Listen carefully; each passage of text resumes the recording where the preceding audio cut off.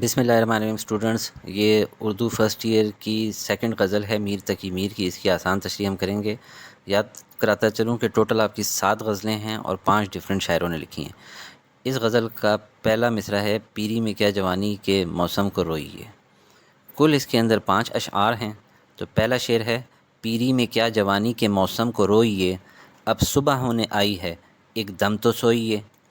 پیری مطلب بڑھاپا، جیسے بزرگوں کو کہتے ہیں نا پیر صاحب، تو پیر بزرگی کی وجہ سے کہا جاتا ہے۔ اب آپ دیکھیں کہ پیری اور جوانی دو متضاد الفاظ ہیں، یعنی سند تضاد استعمال کی گئی ہے۔ جوانی کا موسم، جوانی کا زمانہ، ٹھیک ہے، جوانی کا زمانہ بہت یاد آتا ہے انسان کو بڑھاپے میں۔ کو روئیے مطلب یاد کرنا، ٹھیک ہے، پچھتانا کہ یہ کر لیتا، وہ کر لیتا، اللہ کو راضی کر لیتا۔ اب صبح ہونے آئی ہے ایک دم تو سوئیے۔ ایک دم ایک لمحہ، کچھ وقت، دم بھر لو جس طرح کہا جاتا ہے، ٹھیک ہے۔ شاعر اس شعر میں اپنی جوانی کو یاد کر کے افسوس کرتے ہیں کہ میں نے اپنے ساری جوانی فضول کاموں میں صرف کر دی، کوئی ایسا کام نہ کیا جسے یاد کر کے میرے دل کو تسلی ہو کہ شاید اس کام سے بخشش ہو جائے۔ اب زندگی کے اس حصے میں میرے پاس وقت بہت کم ہے اور میں لاچار ہوں، وہ جوانی کی طاقت باقی نہیں رہی، کاش وہ وقت لوٹ سکتا تاکہ نیک کاموں میں زندگی گزارتا۔ ساتھ ہی شاعر اپنے آپ کو تسلی دے رہے کہ رات بہت گزر گئی، اب کچھ آرام کر لو تاکہ تمہارا غم صبح تک دور ہو جائے۔ کیونکہ دیکھا جاتا ہے نا کہ انسان جب سو کے اٹھتا ہے تو تھوڑا سا غم کم ہو جاتا ہے، اور صبح اس امید سے اٹھنا کہ جوانی میں کچھ نہ کر سکا، کم از کم بڑھاپے میں ہی کچھ ڈھنگ کا کام اور عبادات کر جاؤں۔ اس کا دوسرا مطلب یہ بھی ہو سکتا ہے کہ صبح کا آ جانا کا مطلب ہوتا ہے مشکلات کا ختم ہو جانا، کیونکہ آپ کو پتہ ہے رات میں اکثر لوگ کہتے ہیں کہ سفری مشکلات بھی ہوتی ہیں، شیاطین کھول دیے جاتے ہیں، تو صبح کا آ جانا مشکلات کا ختم ہو جانا۔ تو شاعر کے نزدیک یہ زندگی مشکلات کا گھر ہے۔ اس زندگی میں انسان ہمیشہ مصیبتوں میں مبتلا رہتا ہے، اور موت کا آنا ان تمام مصیبتوں سے چھٹکارا حاصل کرنے کا ایک ذریعہ ہے۔ لہٰذا اب کیوں جوانی کو یاد کر کے روئیں، بلکہ کچھ سکون کر لیں کہ چلیں اب یہ دنیا کی مشکلات ختم ہونے والی ہیں۔ دوسرا شعر ہے اخلاص دل سے چاہیے سجدہ نماز میں، بے فائدہ ہے ورنہ جو یوں وقت کھوئیے۔ اخلاص دل، خلوص نیت، خالص نیت، نیک نیتی۔ بے فائدہ، جس کا کوئی فائدہ نہ ہو کام کا، بے فضول کام۔ کھوئیے، وقت کھوئیے سے کھونا، گم ہو جانا، ضائع کرنا، گزارنا، وقت گزارنا۔ اخلاص دل ایک لفظ آپ کو سکھاتا جاؤں، یہ مرکب اضافی ہے۔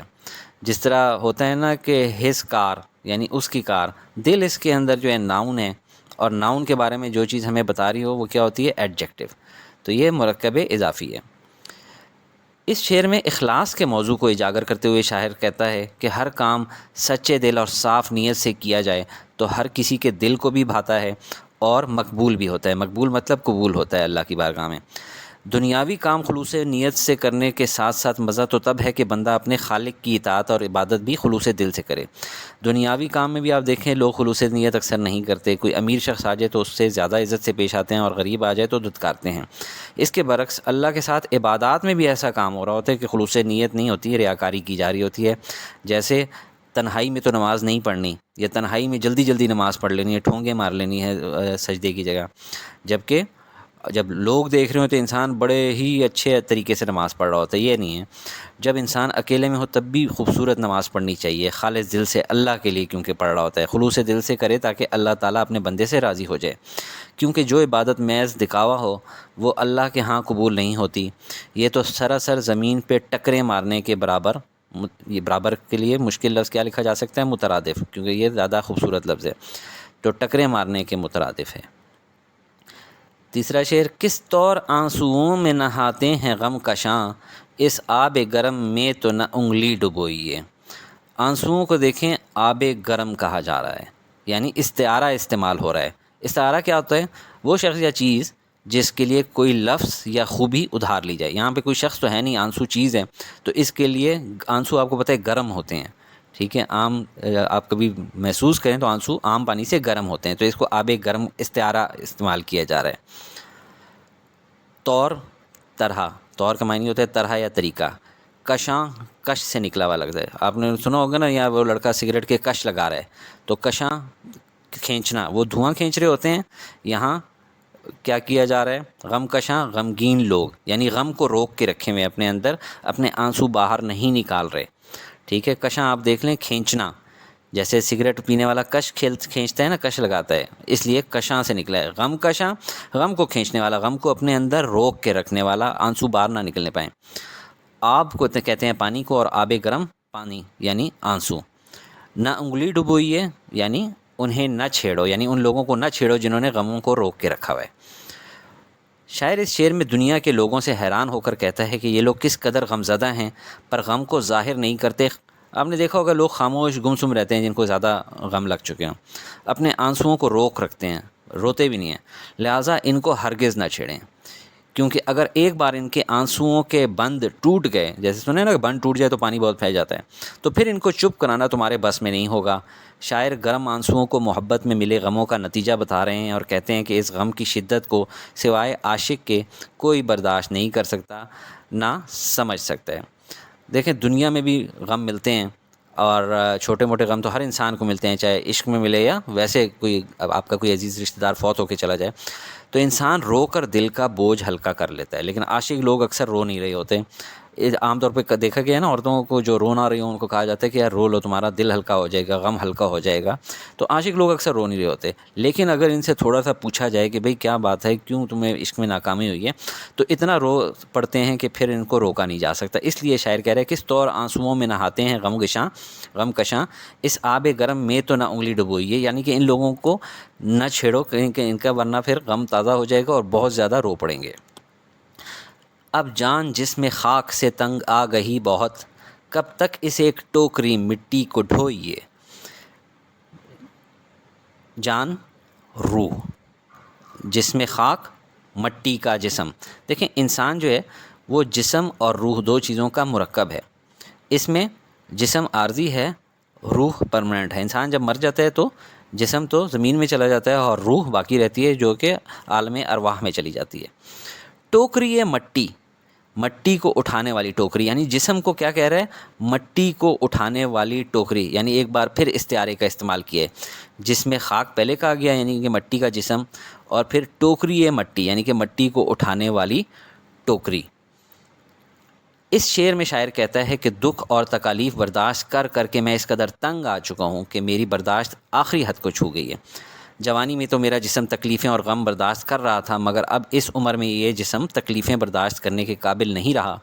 میرا جسم میری روح پر بوجھ بن کر رہ گیا ہے. شاعر جسم کو مٹی اور روح کو مٹی کی ٹوکری سے تشبیہ دے رہے ہیں کہ جس طرح پرانی ٹوکری میں مٹی نہیں اٹھائی جا سکتی، وہ پھٹی ہوتی ہے مختلف جگہوں سے، اسی طرح اب میری روح اس جسم کا بوجھ برداشت نہیں کر سکتی. تو گناہوں کی رغبت یاد رکھیں جسم کو ہوتی ہے، روح کو نہیں. تو ایک انسان جب بوڑھا ہو جاتا ہے پھر بھی اگر اس کے گناہوں کی طرف رغبت ہو رہی ہے تو وہ چاہے گا کہ اس دنیا سے میں جلد چلا جاؤں، کیونکہ اب میرے جو ہے نا جسم مزید گناہوں کا بوجھ برداشت نہیں کر سکتا، تو روح یہاں سے جانا چاہتی ہے. آخری شعر، آلودہ اس گلی سے جو ہوں خاک سے تو میر، آب حیات سے بھی نویں پاؤں دھوئیے. میر تخلص ہے، یہ شاعر کے نام کے اوپر اس طرح لکھا ہوتا ہے، اور یہ مقطع میں آتا ہے یعنی آخری شعر میں. آلودہ مراد گرد آلود. آب حیات زندگی دینے والا پانی، حیات مطلب زندگی، آب حیات زندگی دینے والا پانی یعنی قیمتی پانی. اس کے بارے میں ایک بڑی مشہور کہاوت ہے کہ جی حضرت خضر علیہ السلام کے پاس آب حیات تھا اور انہوں نے اس کو پی لیا تو وہ ہمیشہ زندہ ہیں، لیکن اس کے بارے میں کوئی حقیقی ہمیں انفارمیشن معلوم نہیں، کیونکہ حدیث سے یہ چیزیں ثابت نہیں ہیں، لہذا اس میں پڑھنا نہیں چاہیے. لیکن بس آپ کو آب حیات پتہ ہونا چاہیے، بہت قیمتی پانی، زندگی دینے والے پانی. اردو شاعری میں یاد رکھیں جس قدر محبوب کو معتبر سمجھا جاتا ہے، یعنی محبوب کے گیت گائے جاتے ہیں، اسی طرح محبوب کی گلی کو بھی اہمیت دی جاتی ہے. میر اس شعر میں محبوب کی گلی کی خاک یعنی محبوب کی گلی کی مٹی کو ایک نعمت کا درجہ دیتے ہیں، اور کہتے ہیں کہ اے عاشق، اگر محبوب کی گلیوں کی خاک تیرے پاؤں کے ساتھ لگ جائے، جیسے کوئی بندہ کسی گلی میں جاتا ہے نا تو مٹی دھول تو اس کے جسم پہ بھی لگ جاتی ہے، کپڑوں پہ اور پیروں پہ بھی لگ جاتی ہے، تو اس دھول کے بارے میں کہہ رہے ہیں جو پیر پہ لگ جائے، تو بے شک تجھے آب حیات یعنی قیمتی پانی بھی میسر ہو تو اس پاؤں پہ لگی گرد کو مت دھونا، کیونکہ یہ دھول بھی عاشق کے لیے نعمت سے کم نہیں. محبوب کا دیدار تو دور کی بات، اس کی گلی کی مٹی بھی میرے لیے مقدس ہے۔ جیسا کہ مدینوں کی گلیوں اور مکے کی گلیوں سے ہمارے ذہنوں میں ہمارے محبوب صلی اللہ علیہ وسلم کا خیال آتا ہے نا، کہ جن راستوں سے ہم گزر رہے ہیں انہی پر ہمارے پیارے نبی صلی اللہ علیہ وسلم بھی گزرے ہوں گے، تو ہمیں کتنی عقیدت ہو جاتی ہے ان راستوں میں۔ تو اسی طرح جو دنیاوی عاشق لوگ ہوتے ہیں انہیں اپنے محبوب کی گلی میں جانا، وہاں کی مٹی سے بھی عشق ہوتا ہے۔ امید ہے آپ کو یہ ویڈیو پسند آئی ہوگی، لائک اور شیئر کرنا بالکل نہ بھولیے گا۔